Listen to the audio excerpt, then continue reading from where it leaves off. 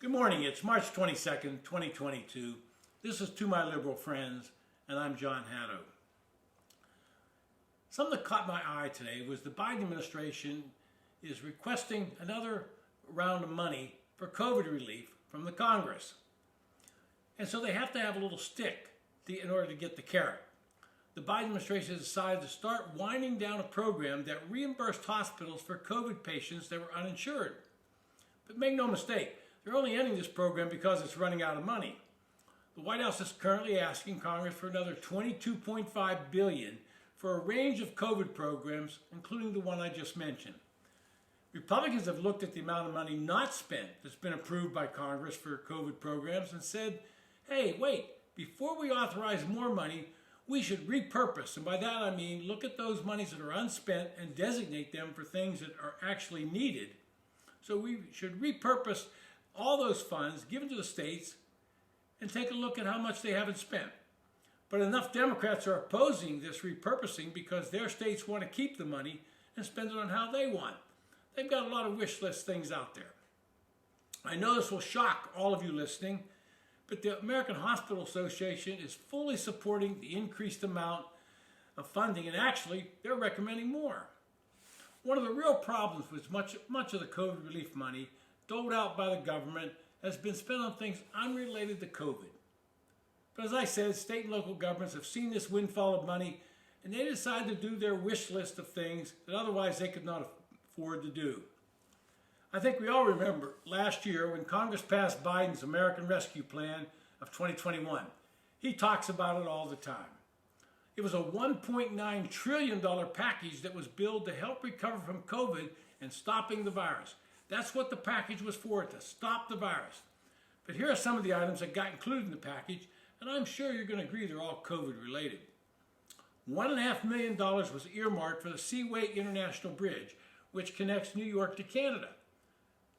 Senate Majority Leader Chuck Schumer put that in, and he surprisingly hails from New York. Another $50 million for family planning going to nonprofits like Planned Parenthood, or public entities including Services for Adolescents. $50 million. Another $852 million for AmeriCorps Vista, and the National Senior Service Corps. All of these are fine programs, but they have nothing to do with COVID.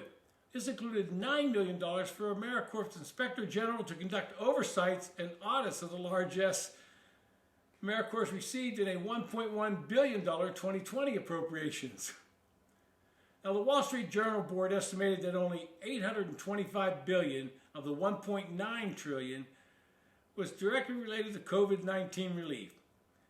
And $1 trillion of it was expansions of progressive programs, pork, and unrelated policy changes. A couple more examples. $200 million in the bill to the Institute of Museum and Library Services. This agency is so small they don't even employ an inspector general. And they got an additional $230 million in 2019. $270 million in funds to the National Endowment of the Arts and Humanities. In 2017, our study showed 80% of all nonprofit grant making flowed to well-heeled organizations with over $1 million in assets. These are the kind of things that the National Endowment of the Arts are supported by the wealthy in this country. They're the ones that go to it. Of course, we got to fund those because they're the guys who donate to Democrats. Another $350 billion to bail out the 50 states and the District of Columbia. This allocation formula uses the unemployment rate in the fourth quarter of 2020. Now, surprisingly, that means states like New York and California, which had strict economic lockdown policies and high unemployment, they're going to get the bulk of the bailout money. States like Florida and South Dakota, which tried to stay open for business, they're not going to get much. It was $128 billion in COVID relief to fund K through 12 education. And the Congressional Budget Office determined that most of the money in education will be distributed all the way out to 2028, long after the pandemic is over. So why not call that back in and repurpose it for real COVID relief? There was $86 billion to save nearly 200 pension plans insured by the PBGC, the Pension Benefit Guaranty Corp.